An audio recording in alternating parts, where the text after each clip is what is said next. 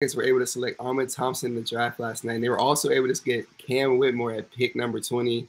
So Will, Vader, myself, we're going to be talking about that experience at the draft party in Houston and what to look forward to with this new Rockets team. So stay tuned for this episode of the Bradeaux and Will Show.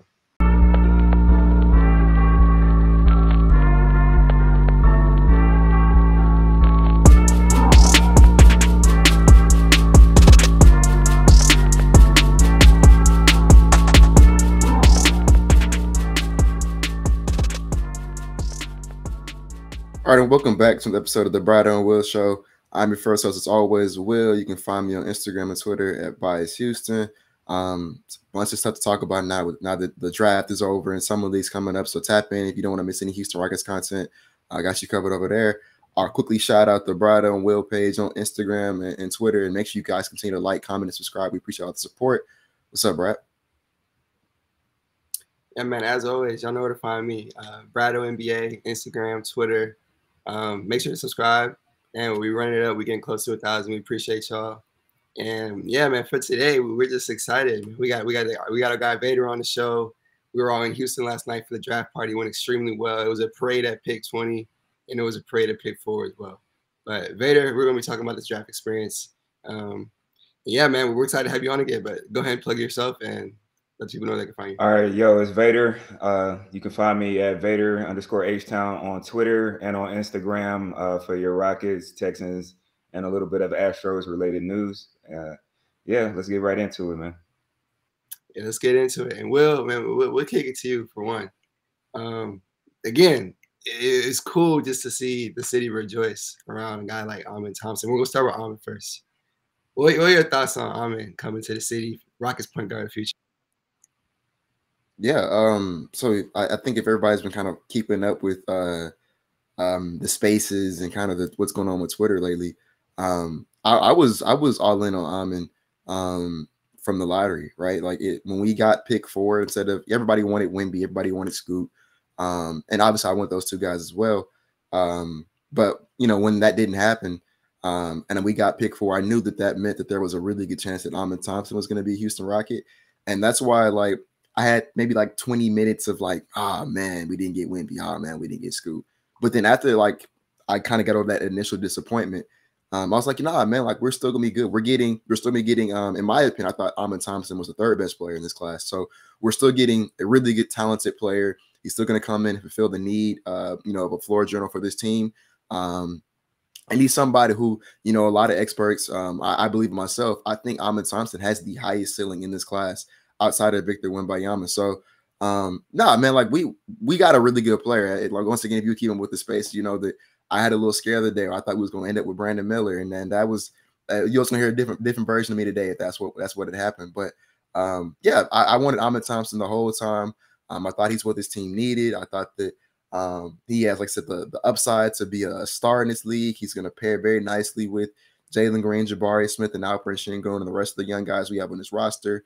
I think Raphael Stone knocked the pick out the park. That's the guy I want the whole time. So I'm just really happy and excited that we have, a talent that on our team and someone who can hopefully lead us, to some wins next season.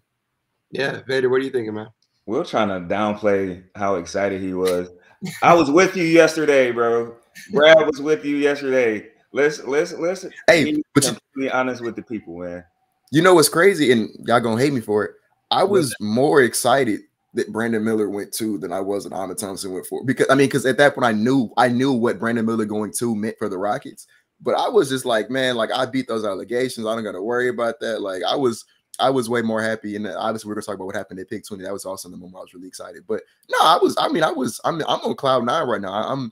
I'm super ecstatic. Like I said, I think that I think Ahmed Thompson has superstar potential. And we can deep dive into who he is as a player and as a prospect a little bit later in the podcast, but he's already getting interviewed talking about he's going to lock in with Ben Sullivan to fix the jump shot. So I'm all in. I think he was absolutely the right pick. No complaints at all from me. I'm surprised that we even have voices today, to be perfectly honest with you, because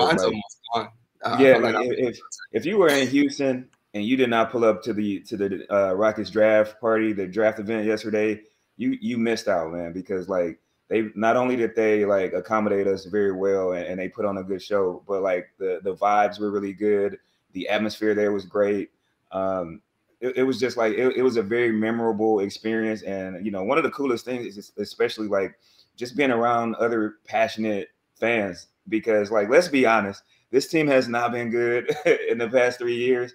And when you walk in that building and you see hundreds of other Rockets fans there, these are like your people. These are the people who are like diehards through thick and thin. And so when those draft selections came up on the board, and that Amin Thompson selection finally happened, and we saw him get up and put that Rockets cap on, it was an amazing feeling, because I think just earlier in the day we were having a Twitter space, and we were like, why can't we never have good things? It's like every time we feel like we're going to get a player on this team who is going to like change the trajectory, it's like snatched out from underneath us. Every time we set our sights on a specific player, for some reason somebody trades in front of us, or that person is drafted like right ahead of our pick or something of that nature. And so for us to actually get a guy that we targeted, a guy that we coveted, a guy that and no offense to Brandon Miller, because I know Will has said this before, like if we would have gotten Paulo Banchero, for example, last year, Brandon Miller would probably be like a perfect fit. When you just look on a team construction basis, when you're trying to actually like fill out a roster of guys who complement one another, Brandon Miller and Paulo Banchero do that. But like on a team such as the one that the Rockets have, where you need an engine, you need a guy who can break down defenses, get in the paint, find the open man, make that skip pass that a lot of the guys on our team struggle with. Amin Thompson fits that bill. Yeah, he struggles with the shot, but just like Will said, he's going to get in the gym. He's going to lock himself in with the new shooting coach that the Rockets hire. And I feel like they're going to get it right. He's a gym rat. And everything else that he does are things that you cannot teach. And they are things that the Houston Rockets desperately needed. So I'm ecstatic about pick 4. I mean, let's be honest, we were so ecstatic about pick 4. I mean, I think we probably got maybe 3-4 hours of sleep. Like if we're being honest, like we enjoyed ourselves at the draft party. We stayed up all night. We got up early this morning, and the first thing we did was hop in the Twitter space and start talking about everything that had transpired last night. So just as a diehard Rockets fan, I think you have to be excited right now. And I know we'll get to it, but to also get another guy later on in the draft that the Rockets obviously had very high on their board, a guy that they coveted, it was the icing on the cake. Like I would have been perfectly happy with getting Amin and even trading the 20th pick, either for some veteran help or, some future draft compensation. But to come out of this draft with like 2 guys that I really liked, and Cam Whitmore and Amin Thompson. And, Cam Whitmore was a guy they were considering taking at 4. We've heard reports that was a guy who, especially if Harden were to come back, that was a guy that they were kind of locked in on. So, man, I'm super excited. Yeah, and we'll get back to you for deeper analysis on Cam Whitmore in Houston. But really quickly, my thoughts on Amin coming to Houston. You have to be excited. Bringing a new point guard to this team. The fit is going to be great in my opinion. Obviously, as you guys have mentioned, the shot is a worry, and as Will mentioned, he's going to be locked in the gym with Ben Sullivan, guy who helped Derek White's jumper go from 30.6% to 38.1% in a single season. So keep them 2 together the whole summer, and I'm content. If that jumper comes in, I really believe that Amin Thompson could be the second best player in this draft class. Many draft analysts have said that as well. I promise that's not a biased take. But no, Amin, he really does have a ton of potential, and I'm excited to see what he can do with this new Rockets team. He has a coach that's going to put him in positions to succeed. So it's going to be a great opportunity. It's cool to see. We didn't get blindsided this time.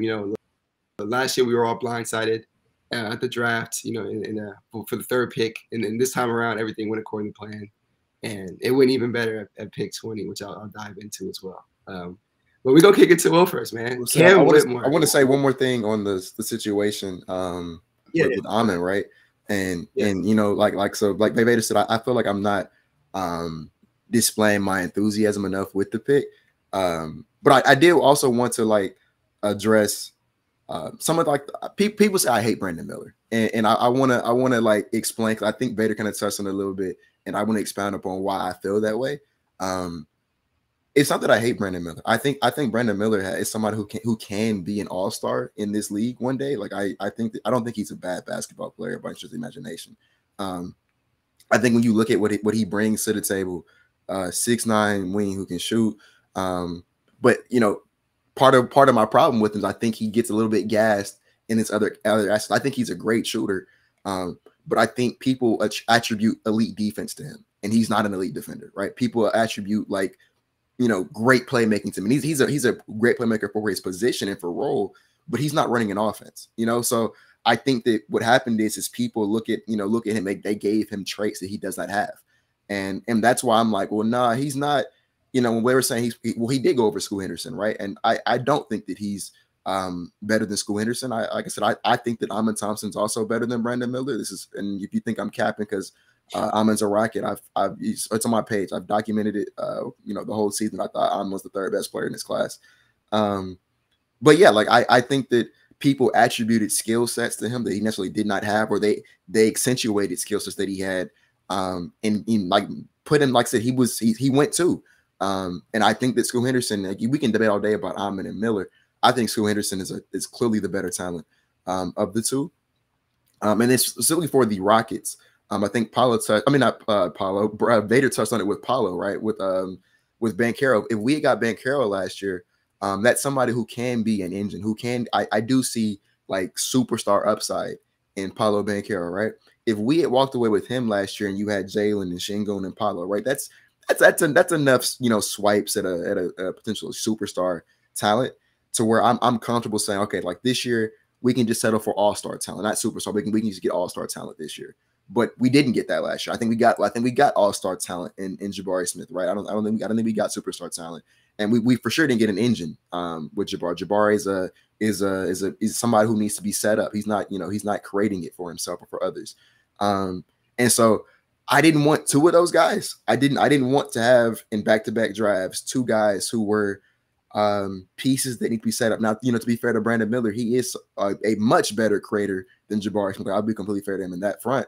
But he's not an offensive engine, and we don't have that. I mean, you can say maybe Şengün. I believe out of Şengün, but I think that's putting too much onus on Şengün to say, well, it's all on you.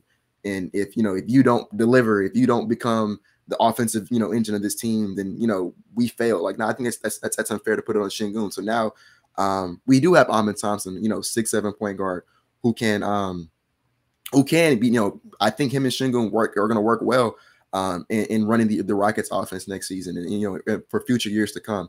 And like I said, I do think that Amen Thompson, you know, not only does he fulfill that need of a floor general, but like I said, the most important thing for me was the star upside, right? We have someone who I can legitimately say like this guy can be a problem when you look at what, you know, his size, his athleticism, his skill set. The only real hole in his game right now is his jumper, and I do not want to downplay how bad it is because it's terrible. It looks like he's like hurting himself when he shoots, right? So like I won't try to like downplay that at all. It's bad, but and this is maybe my personal philosophy. I think that there are certain things when it comes to basketball that you can teach, and there are things you can't teach. You cannot teach someone to be 6'7". You cannot teach someone to read the floor the way Amen Thompson does, right? I don't like doing this. I love KPJ, right? KPJ's probably my favorite player, but like we've seen what happens when you take someone who's not a natural, who doesn't have a natural like point guard feel for the game. KPJ is a great player, but he's not a natural floor general, and you can tell that. So you can take a guy who's an off-ball guy, give him point guard reps, and he still won't be able to do it. So you can't teach that. You can't teach the defensive versatility of Amen Thompson, right? Where you can guard, you know, multiple positions and do a good job at it. Like those are traits that Amen Thompson has that you can, no matter how hard you try, you cannot teach. I can teach you how to shoot, and it's not going to be easy. I don't want to make it seem like it's going to be easy as 1, 2, 3, but I can lock you in the gym with Ben Sullivan for 2 straight summers. And you know, when you come out of that, and you can be a serviceable shooter. That's another thing. I don't think Amen Thompson needs to be Steph Curry. He doesn't need to be Klay Thompson or you know, an elite shooter. He just needs to get to a point where defenses respect him, which is, I mean, that's probably like 33-34%, which obviously is like a high mark. He shot 27% in OTE, but like I said, lock in with Ben Sullivan. I think it's within the realm of outcomes that he reaches that mark. And so yeah, man, like I said, I'm all in on Amin Thompson. I think he makes the most sense for the Houston Rockets. Yeah, you But cooking, bro. Like everything you said, I 100% agree with. Uh, one other thing, like with Amin Thompson, that's not teachable, and this is crazy when you think about it. But like, I think it was Raphael Stone came out and said that he's the most athletic player that's ever been in our gym. you can't And teach and that. and this is a guy who sees Jalen Green play basketball every day, and we know that Jalen Green is one of the top athletes, you know, in the whole National Basketball Association.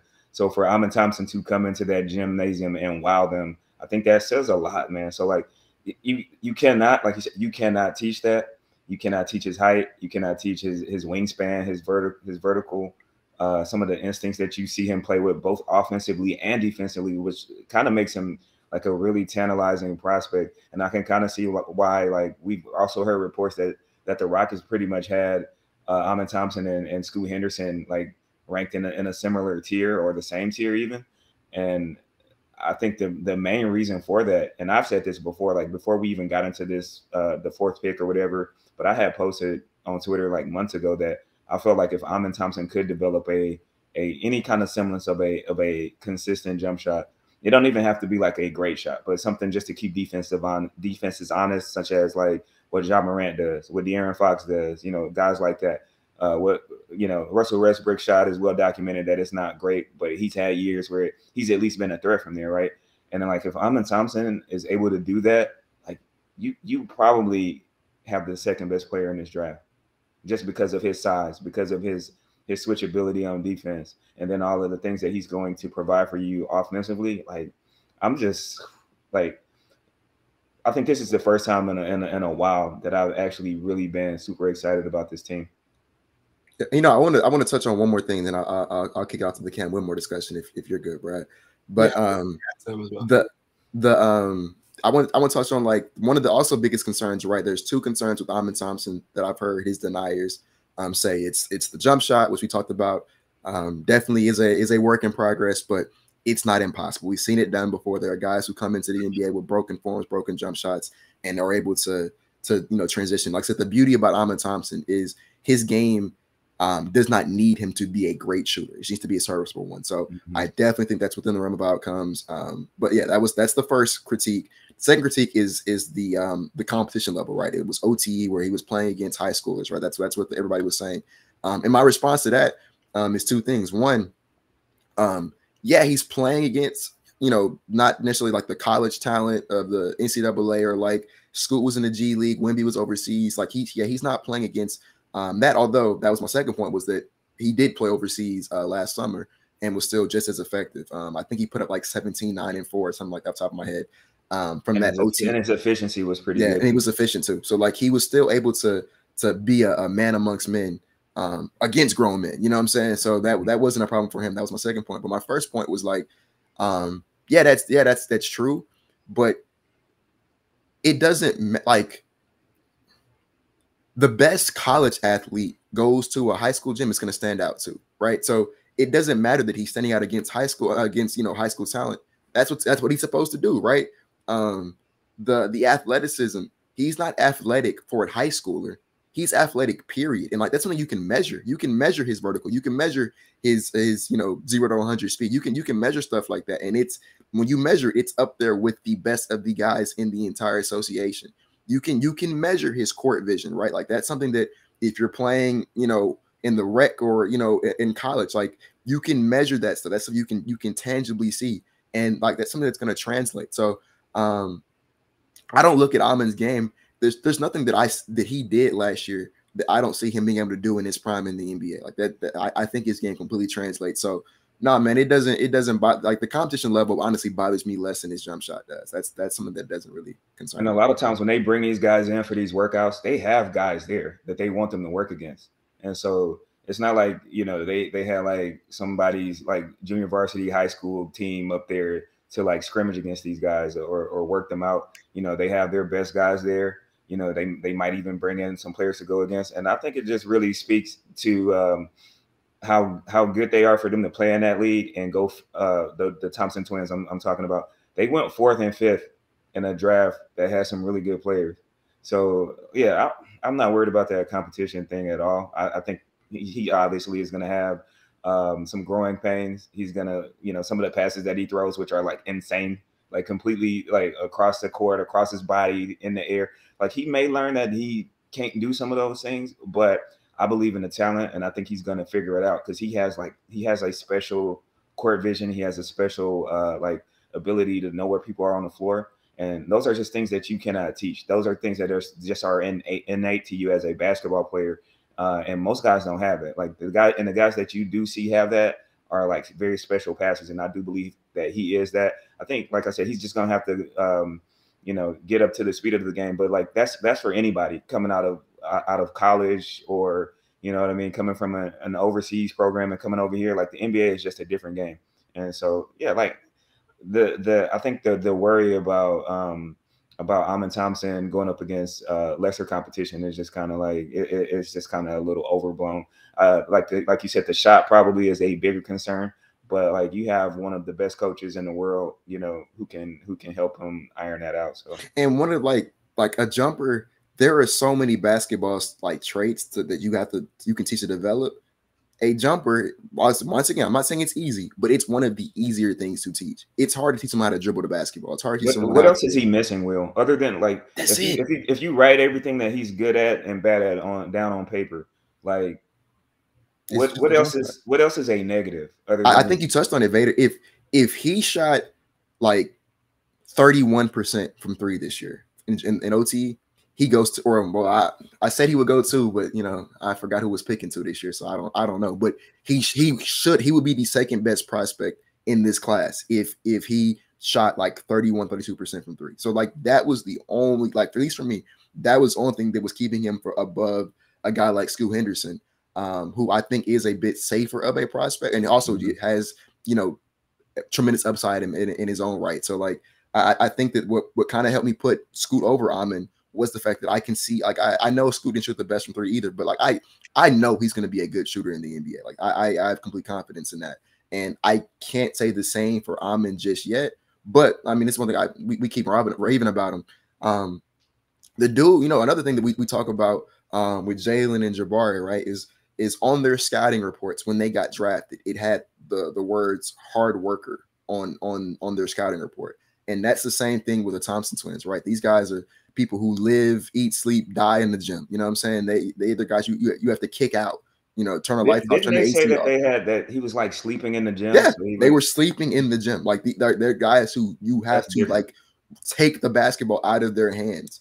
And on top of that, like unlike the Russell Westbrooks and the guys from like 5-6 years ago whose jump shots kind of never caught up to the game.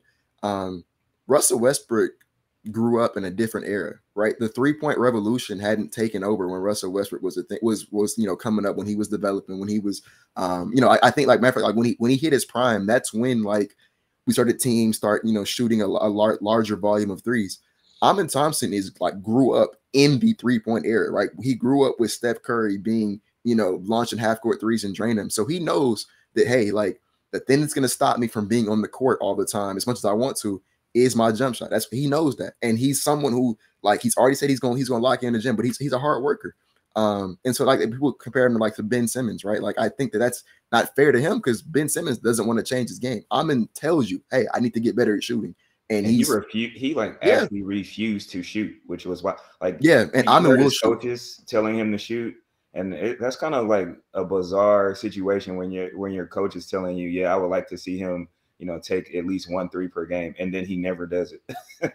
that was like a whole completely different situation, and I don't think that's going to be Amin Thompson's Achilles heel at all. I mean, his shooting is probably going to forever be the weakest part of his game, but the fact that he is such a hard worker and he's already, and he knows that is a weakness of his, and like you said, he knows that is the only thing that's probably going to like cut into his minutes is his inability to like space the floor at times when he is off ball. So yeah, like I don't.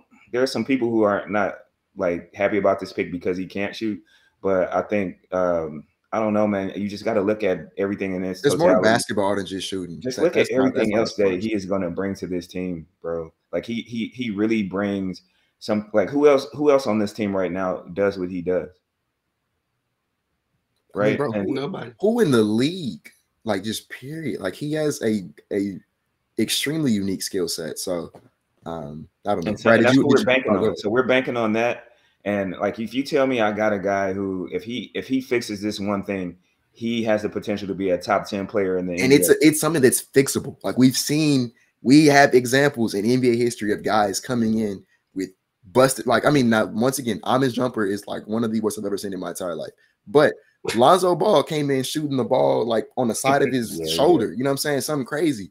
And we've seen it. He picked his form. It looks good now, and he's one of the game's best shooters. And like I said, I'm not Jason saying Kidd was terrible when he came into the NBA. So like I don't think that it's impossible or like out of the realm of possibilities that he can fix. Like I said, I don't want to underplay how broken it is, but a jump shot is one of the easiest things. Like when we talk about skill sets, that's one of the easier things to fix. And he just has to do something that's comfortable and something that's repeatable. And like he like, it's a lot better than it used to be. Like, you can tell he's already been working. He's already made some improvements on it. But there's a few other things. He has a hitch in it that I really don't like. And his I know, elbow is like, his elbow is tucked weird. It looks like it look like it hurts. Yeah, it looks uncomfortable. So like, I think just getting the hitch out of the shot. Like, just do that. Get the hitch out of the shot. Get that elbow right. And I think you might be cooking, man. I think he might, like I said, if I have an opportunity to draft a guy who has like top 10 player in the NBA potential, and he just has this one thing he needs to fix, and he doesn't have all these other glaring weaknesses that he needs to tune up on, like, give me that guy, man. Give me that guy, because it's a home run swing, but I think it's something that is like within his realm of outcomes, and it's not unrealistic. I wanted to say really quickly, aside from the jump shot itself, another thing that makes Amen so special that I didn't touch on, him in transition. Again, we touched on how unique of a player he is, his skill set wise. At OTE, he shot 85%, in transition, 68 on his 80 attempts, which is it's an absurd amount. Like, that's better than any prospect that's going into the league right now. Any prospect in college, like, he by far the best percentage in transition. And you pair that with an athletic team like the Houston Rockets, and a guy like Alper Sengun who can kick it to a guy like Thompson. And we drafted another athletic guy later on we can talk about. But yeah, I have to remember that we're recording, because I'll be wanting to jump up and get because I'll be so hyped when you were talking about like Amen Thompson getting out in transition, and I'm imagining like Jalen Green, right? Like, Jalen Green stopped running. I was gonna say that, Vader. I was going to bring that up. He stopped like leaking out and getting those transition fast break dunks that he was getting his rookie season, because he wasn't getting the basketball. And now you got a guy who like specializes in that. You got him on one wing, and then potentially you got the other kid we haven't even talked about yet on the other wing.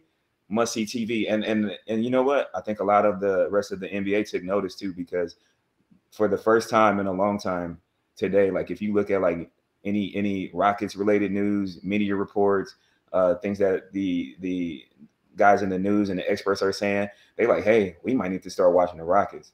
That's must see TV with Jalen Green and Amen Thompson and Cam Whitmore. We gotta tap in. We gotta tune into that. And like, when is the last time you heard any like positivity surrounding the name of the Houston Rockets? It's been a while. It feels good, man. It feels good, man. Like, I know we haven't accomplished anything yet, but like, this is such a good step in the right direction. Like, you know what it is. Like, we really like turned up last night, and I hope that everybody else who's a real Rockets fan did the same thing, because like, hey, that might be something that might be an event that we look back upon and we like, hey, this is one of the nights that got us to the point where we are right now, as far as like, competing for championships. A few years ago, the Denver Nuggets, people were like, oh, they got a good team, they got good pieces, but that's not a championship team. People didn't think that you could win a title with Jokic. They didn't think Michael Porter Jr. was a good enough player as a complimentary player. They brought in Gordon. What's the other guy whose name I'm forgetting? The one that went absolutely berserk in the playoffs. Jamal Murray. You know what I mean? Like, these are all guys they were like, oh, these guys are good. They're okay, but that's not a team that's going to win a championship. And I feel like we got like guys with similar skill sets to what Denver has. You know, I'm not trying to say that like we're Denver light or anything like that, but I think like if you really look, you can see the vision. As long as those guys develop and the coaches, you know, help them to be the best versions of themselves that they can be and hold them accountable. You know what I mean? I think that the talent on this team is enough, especially after you add, you know, some veterans to the mix. I think finally, the arrow is pointing up, guys. Yeah. Another thing, of course, when I was bringing up transition, right? You mentioned Cam Whitmore, him on the break as well is extremely exciting to watch, and we're gonna kick it off to, you know, the Cam Whitmore, you know, section of this podcast. But Cam, I'm just gonna start just that the pure athleticism, bounceability to get to the cup is very, you know, exciting, especially with this group. And yeah, just as a whole, it's insane that the Rockets were about to, you know, take, you know, Cam Whitmore at 4. You know, there's reports that, oh, the Rockets may take Thompson or Cam Whitmore, even though I never really believed it. Cam had a really good workout with the Rockets and they liked him, you know, for a very long time. And for them to be able to grab Cam Whitmore, who was allegedly having, you know, injury concerns, him to fall to the Rockets. The Houston Rockets were a team that was trying to trade up, you know, to get a guy like Cam Whitmore in this draft, and they weren't able to. And luckily enough, they were able to get him at pick number 20. And that's when you see, you know, on Twitter, the pure joy of everybody at Post Houston, the draft party experience, just get extremely excited. Everyone's jumping for joy like the Rockets had just won a championship. That was the pure excitement, the vibe that I got from Rockets fans that were around me. And it's great to see, you know, when you look at this rebuild as a whole, they've really grabbed a lot of great young talent. And Cam Whitmore is a perfect piece to that puzzle. Small forward, come in, shoot 40% on catch and shoot threes this past season, over 64% at the rim. Again, that's a guy that's a good fit. He's not the most, he's not the best playmaker. That's his weakness, I would say. That in that aspect, you kind of say, okay, that's not a guy like Ime Udoka would necessarily want. But I mean, all the other strengths that he has is going to fit perfectly with Ime Udoka. So I'm excited to see him plugged into the mix, probably coming off the bench during his rookie season. But he has the potential to start. To say 2025, you're looking at Thompson, Jalen Green, Cam Whitmore, Jabari Smith Jr., and Albert Şengün. We're going to be there. We're all going to be there. We're going to be excited to watch that team.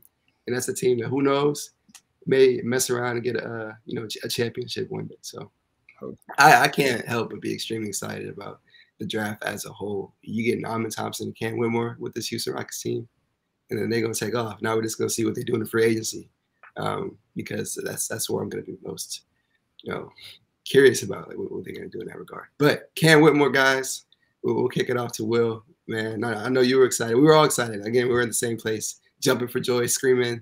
We were hitting the whoo. Like, we were excited. What were you thinking, man? So if you actually, it's crazy. I've been making content for the You Know Ball app, and one of the videos that I made, before, probably around this time yesterday, I just recorded myself, and I was like, connecting dots that weren't there, right? There was the reports that, you know, Cam Whitmore really impressed the Houston Rockets when he came to Houston for his workout interview. They really was impressed with him. They really liked him. And I think he really liked the city, really liked the team. You know, and there was the whole, well, who knows? The Rockets might draft Thompson or Cam Whitmore like at pick 4. Like, you know, we don't know what they're gonna do there. And I was somebody who I like pushed back, and I'm like, no, we might need to draft Cam Whitmore at 4. Like, that's not, if Thompson's on the board, like, that's who you got to take there. Like, there's no way you let that guy fall past 4. So I was kind of out on that, right? But then, you know, earlier this week, some reports came out that the Houston Rockets were considering trading up from pick 20. And like me and Ben had these discussions. I wanted to see them either trade pick 20 like for a vet, right? Trade him for like a win now help. I was kind of like mocking some Alex Caruso type trades, or trade it for like a future pick in a future draft. But I didn't want to see them take a player at 20. One, because I didn't think Cam Whitmore was going to be there. But two, because it's like, you look at the names that were there minus Cam Whitmore. You know, it's the draft. Any one of those guys can turn out to be like the next, you know, Jimmy Butler was like pick 30, right? So it could be anybody there, right? But you look at the names that were there, and it wasn't any names that really like appealed to me, especially for a team that's going to be bringing in a bunch of vets this offseason. We already have you know, a bunch of guys who need minutes as it already is. I just didn't see a road for pick 20. So, you know, I want to see either trade that pick, you know, for a vet or trade out. But then some reports came out the Rockets trying to trade up in the draft, you know, as high as like 10, right? So that came out. Then around that same time, there were reports that came out that Cam Whitmore was falling. And Cam Whitmore, once again, was somebody the Rockets were considering taking at 4. I think on most mock drafts, you know, coming into this week, he was mocked as low as like 8 most times. Like the guy he wasn't making it past Washington. Like I never saw him. And in most cases, he was going like 5 or 6 to Detroit or Orlando, which is where like on my personal board, I had him. I think I had him like, yeah, in that 6 to 7 range. I think that's where I had Cam on my board this year. And so when I saw reports of him falling, and I was like, oh, well, okay, well, this guy's falling to like Utah at 9 or Dallas at 10, and the Rockets have been trying to trade up, and they like this guy. Like maybe those two things are not like, you know, maybe those things are related, you know? And so I made a video on that. I'm like, okay, well, maybe this probably won't happen tonight. Like, you know, it never goes the way you think it will. But like, what if, right? Let's just fantasize for a second. And then we get to the draft party, and, you know, everybody's still talking, okay, well, they'll trade us. This whole time I was there, I was like, guys, trade up Cam Whitmore. If he's there, let's trade up, let's go get him. And so the draft starts, and, you know, Detroit takes a star, which I think was a great pick for them, by the way. Detroit takes a star. Orlando goes Anthony Black. And then like Bilal and Hendricks and Jarris Walker went. And I'm like, wait a second, like we're on pick, what is that, 10 now, 9 or 10 at this point, and he still hasn't got his name called. And like I said, that's somebody who I thought should have went like 6 or 7. And so I'm like, okay, well, it could happen, you know, like, you know, Stone, trade up real quick, go grab this guy while he's falling. Let's get him, you know. 10 was like from Dallas, like for some reason an achievable get for us. And then 10 goes and we don't trade up. I'm like, all right, whatever. So we draft keeps going. 15 comes and Cam still lets me call. I'm like, Stone, get on the phone, go get 15. Like, you know what I'm saying? He's still there. Get on the phone. Let's go get this guy. And so at this point, I started talking to Vader and Jada. I'm like, y'all know Cam's on the board, right? Like we can still get this guy. And you know, I'm trying to like compose myself. I'm excited, right? I'm like it could happen. I'm like, so let's trade it. Let's go get him. Nothing goes through. And so I think it was around 17, pick 17, where I'm like, now there's no way this guy falls to 20, right? Like there's no way that Cam Whitmore, this guy who, like I said, I think should be a top 7 pick in this draft, is about to be there at 20. And if you know anything about me, you know I do not like the Golden State Warriors. And they were pick 19. And I'm talking to Jada, and I'm like, Jada, if the Golden State Warriors take Cam Whitmore at 19, 1 pick away from the Houston Rockets, like I already don't like that franchise at all. But like that would be the absolute nail in the coffin. Like I would be on 10 with that franchise. And I remember he tapped me. He's like, well, they drafted Pods. I'm like, wait, so Cam is actually on the board at 20. And then Woj tweets out, hey, the Rockets are considering stopping Cam slide at 20. Shams tweets it. We took Cam at 20, and like, yeah, man, I was ecstatic because, like I said, I think that's someone who should have went top 7. He was there at 20. I think Brad touched on it as well. He's one of the youngest guys in the class. Is he the youngest in the class? Do y'all know? I know he's 18. I think he's turning 19 next month. July 8th. If he turns 19, I don't know if he is the youngest, but he's down there. He's great. He's one of, if not the youngest player in this class. He has a whole lot of potential, one of the highest ceilings in the entire class. He's a really weird player when you evaluate him because he's been compared to like it's crazy when I name these 3 players, but like he's gotten Jaylen Brown, Anthony Edwards, and like Miles Bridges comps, and like those are kind of like 3 different players. Like, you know what I'm saying? Like those aren't really the same guy at all. But like he has a little bit of their game. And all of them, I think the comp that I kind of liked the most was the Miles Bridges one with like better defense. But yeah, like I did not want anything to do with Cam Whitmore at pick 4. Pick 20, bruh. To walk away with somebody that athletic, that skilled, you know, well, I say skilled. He's very raw. He's still a raw talent, but you know, you see the potential in him, right? To walk away with somebody like that, who, you know, most analysts and experts had him going, like I said, probably as low as like 8. So get him at 20, and you didn't hit a trade up. I wanted us to trade up for this guy, and we need to trade up to get him. We get to keep our assets. We get to you know, use that elsewhere and still walk away with Cam. I mean, like I said, I think that there's no way you can't set a Rockets in win the draft yesterday, man. And I'll end my plane with this. I think that one of the best things about Cam Whitmore is I still kind of in a cosmic way get my wish with pick 20. I'm not gonna get a vet for the pick anymore, right? But like my other option was like kind of delaying it, right? And you can kind of delay Cam because the reason he fell was because of his medicals. They said I think he has like his knee cartilage issues that some teams were afraid of, and like some teams didn't even work out with him, so they didn't really know what to expect. So he fell to 20, right? So there is some injury concern with him, and I think that that's somebody who, if that concern is real, that we should probably bring him along a little bit slower. But like I said, the Rockets already have guys like Jalen, KPJ, Alperin, Tari, Jabari, and now Amin, and you're bringing in 3 to 4 vets. There's not going to be that many minutes for Cam to play next season, anyways, unless he's just ahead of schedule. And I think the beauty of that is you can stash this guy, right? You can stash him in the G League for half a season or so until he's ready to come up. And there's no rush. Like he wasn't your 4th pick, so you don't got to like rush that guy into the fold. You're allowed to bring him in slowly, and when he's ready, when we got a role for him. And so like I still kind of get my wish on that front of not having to worry about playing pick 20. But also we get to like take a complete upside swing at 20. Like, and if the injury concerns are real, which knock on wood or not, like okay, you lost pick 20. Like, what I'm saying? That's the range where you could get like, like so you might get Jimmy Butler, or you might get what's my man name who came to the Rockets 2 years. They said he was 2 years away from being 2 years away, Beta. He came to the Rockets. Bruno Caboclo. Yeah, Bruno. That man stayed 2 years away from being 2 years away. Yeah. So like you don't know who you're gonna get there. So like if the Rockets take an upside swing and best case scenario, we get an all-star, star kind of guy, which is definitely in the realm of outcomes for Cam Whitmore, or like, worst case scenario, the guy is, knock on wood here, he's injury prone and can't play. I mean, okay, you lost pick 20. Big deal. You know what I'm saying? Like it's not that big of a deal. It would have been a whole lot worse if it was pick 4 you lost on this guy. So like, no, man, like I love the pick. I think that was the moment that like the draft kind of came full circle to me. That was when I was like, nah, man, like we killed it this year. So that's all I gotta say. What's up, Vader? As far as the injury things, I'm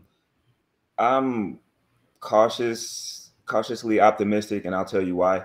The fact that the Rockets, in the interview, Raphael Stone said that they thought that Cam Whitmore was going to go top 6 or 7. So I think it's reasonable to feel like the Rockets probably had him top 7 on their draft board, right? There's that. Also, they've seen his medicals, and they were actively trying to shop pick 20 and trying to move up, higher in the draft to select him. So that is telling me that they don't have a whole lot of concern with whatever it is that maybe some other teams may have felt might be something that is like a red flag. They thought enough of him to actually package assets together along with pick 20 to try to move up and still select him. So that makes me worry a lot less as well. So A, they had him super high on their board, and B, they still tried to trade up higher to get him. And so like there's a report that came out that like they weren't the only team trying to trade up. I think it was the Pacers who were trying to move back up higher to get him, which is another team that I think actually worked him out and were familiar with him.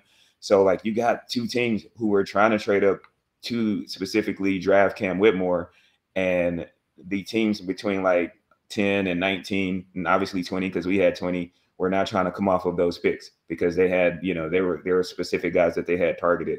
So I'm not really worried about that. I'm just, he did slide, and I think Jonathan Gavoni mentioned on one of the main reasons that he probably slid was because he didn't necessarily like have great workouts. He didn't necessarily interview very well.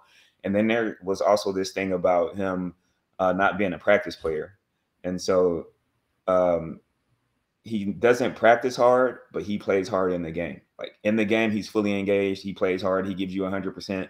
In practice, not so much. So that just immediately made me think of Allen Iverson. If you know anything about Allen Iverson, he was in that press conference, after the game one day, and he was like, "Practice? We talking about practice, not a game, not a game. We talking about practice, right?" So that just kind of made me think, like, okay, so you got an 18-year-old dude who, you know, he's probably always been, you know, the most talented player on his team.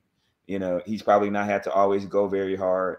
And then those guys don't always get like, you know, the coaches, you know, a coach in place who feels like they have enough, you know, juice, enough authority to like get on him without losing him. You know what I mean? Oh, he might transfer and go somewhere else, or he might, you know what I mean? So like sometimes these young, super athletic, talented, you know, NBA level players, they're kind of coddled a little bit as they come up through the process.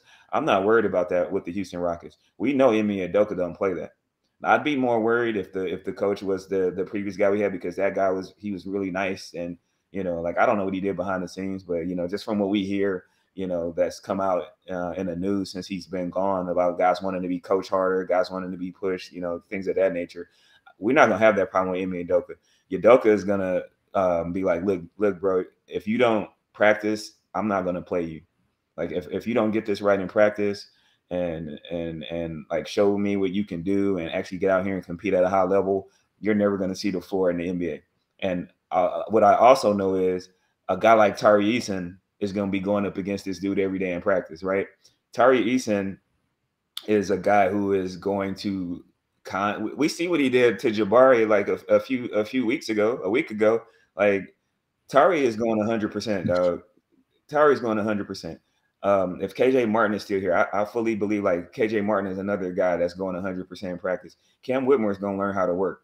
Like he's going to see what it takes to actually be successful on the next level. So like these are the things that people said were red flags and things, reasons of why he dropped. And so like, yeah, they have to be concerning. But like I said, like we had at least two teams who were trying to still trade up and get him. You got a guy who you were considering taking at pick 4. You know, we've had some very trusted sources. Rafael Barlow said that the Rockets were considering him at 4, especially if they were going to get James Harden. Like he felt like Cam Whitmore was a better fit because, like Brad mentioned, he was a 40% catch and shoot player. He's a good slasher. He's a highlight reel dunker. You know what I mean? Like I know how Will you said like he's not super skilled, but I know 3 things he can do. He can shoot, he can slash, and he can dunk. You know what I mean? And I didn't want to say that he was like not skilled. I want to say more of like he's still like he's a player that I don't want to call him a project because he's not a project, but like he definitely has some holes in his game. There's a way. I think that when you look at what he brings to the table, like off ball, I think like worst case scenario, he's a better version of KJ Martin, right? I think that's worst case scenario, but I think that he can be a whole lot better than that. And what I was trying to say is for him to get from the KJ Martin floor to like I said, I think that guy can be an all-star. To get to like that all-star potential, I think it's gonna take some work. He has to get there. So that's what I was trying to say, not as in like he's not skilled, more as in like there's work to be done. So like already like he can dribble. Like I've seen him chain together some dribble moves, and I'm like, you know, that guy. He has so much. I hope you know he gets it right. I hope that he sees that like what he's been doing as far as like if the reports are true. You know, I don't put 100% stock in everything that we hear, but you know, if the reports are true that he doesn't take practice very seriously, like just think like if this guy's this good already and he's not even really trying, like we might really have something on our hands, bro. And like I know people kept saying he was kind of a low field player as far as like his passing shots or whatnot. But on a team with Thompson and on a team you gotta worry about Şengün, and like we've seen Jalen Green take a playmaking leap already. You know what I mean? Like if your job is just to be a catch and shoot slasher, you know, finish at the rim guy, like we've seen a formula work, and I do think you can get better. Like Michael Porter Jr. was not, you know, he was not seen as a guy who could like make the right read and right pass in the last few years in the NBA. But what did we see in the playoffs this year?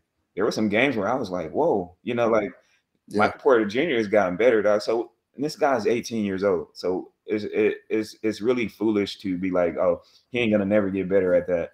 You know what I mean? And I think that as a fan base, you know, just NBA fans in general, like we try to say like, oh, this is what this guy is. And when they're 18 and 19 years old, and we don't like imagine a world where they can get better. You know what I mean? And that's just kind of crazy. So like considering the things that he already is good at, and then like, you know, like we don't even really need him to be like, he just needs to be like a connected passer. Like he doesn't really need to like do anything crazy. So I don't know, man. This was the perfect pick, and I think like the way you described the pick, you know, like what happened at the draft party, um, it did it some justice. But like, guys, the reaction to Cam Whitmore falling all the way down to 20 and the Rockets getting him, like that building erupted. It, That I'll say the applause and like the excitement was higher for Cam than it was for Ahmed. But I want to read it. It's not because we're like I think Ahmed's still the best what we got at this class. Like, and once again I was extremely ecstatic that we got him. But the reason why it was because it's like we kind of had a feeling that Ahmed was going to be a Rocky. We had a little bit of a scare early in the day that once again scared the life out of me. But you know, once we got over that, it's like okay, like we know. Once Miller went 2, School going 3, Ahmed going 4, we're good, right? So like that's why when he walked the stage, it was like, yeah, like we knew this was gonna happen. Like, let's go, right? We did not know Cam Whitmore was gonna be a Rocket, and like I said, like that was like if you were there at the draft party, you know that whole time I kept saying Cam Whitmore, Cam Whitmore, Cam Whitmore, Cam Whitmore. So to go from 10 to 15 to 17, 18, 19, 20. And then it actually happened. It was like I said, that's why I think that pick made my night. That's when I was like, let's go out tonight, man. Like that was when it was all right. Like it was like this is finally like something unexpectedly good happened for us, man. Good happened to my favorite team. You know what I mean? Like we're fans of the Astros, we're fans of like different football teams or whatever, but like the Rockets are our first love. And like we've been so close so many times, and then it's like, oh, okay, we got like one of our preferred picks with pick number 4, and then for a guy who never in a million years would I have thought that Whitmore would have slid all the way down to 20. And I didn't even mention this.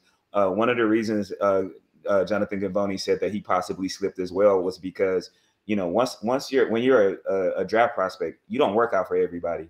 You know what I mean? You work out for teams that are in your range of outcome, right? So like if you think you're going somewhere between 4 and 10, you're going to work out between like 4 and 10.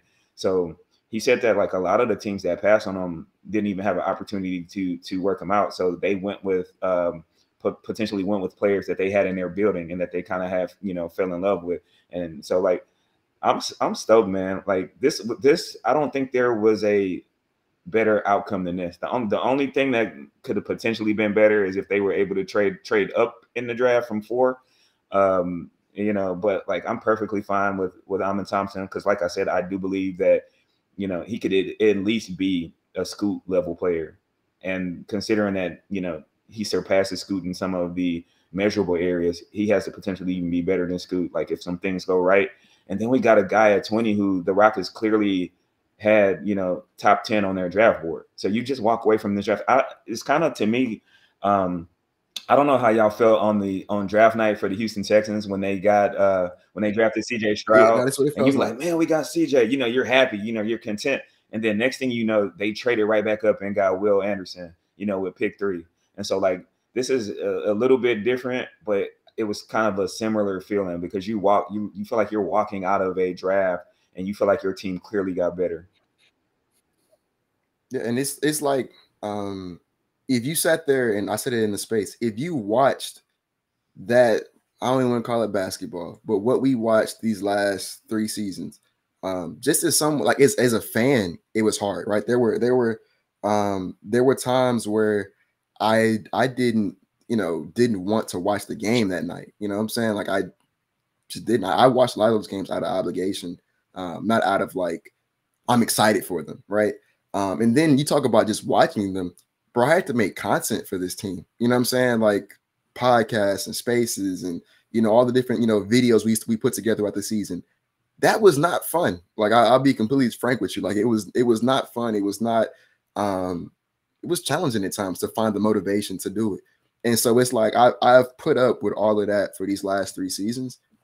It hasn't paid off just yet, but like the path for it to pay off is put there. We walked away with this 3-year tank with Jalen, with Shingun, with Tari, with Jabari, with Amon, with Cam. Like somebody said earlier today, there has to be an all-star or Bro, two I there. was like just about to say that. you I was have about to to say have the same there thing. has to be like 2 all-stars in that group. Minimum. Like, there has to be. There's no way. It's crazy. Go Like ahead, if Brad. you look at it now, there is and this is very homerish to say out loud, but each one of those guys has all-star potential.